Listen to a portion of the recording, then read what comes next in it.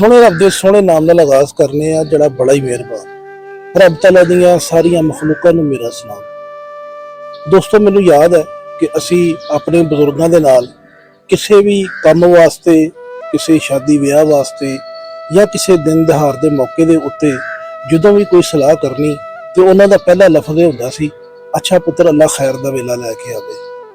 तो दोस्तों ईद तो तकरीबन 3 दिन पहले की गल है, साडे एक अजीज सन, उन्होंने हादसा होया, नौजवान सन, तो बिल्कुल ईद वाले दिन उन्होंने इंतकाल हो गया।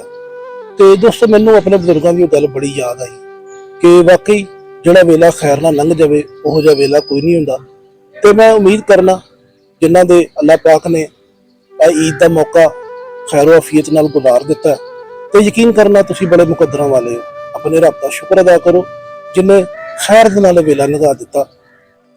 तो दोस्तों अल्लाह पाक तुहाडे हर काम च खैर फरमावे और तुहानूं खैर का वसीला बनावे।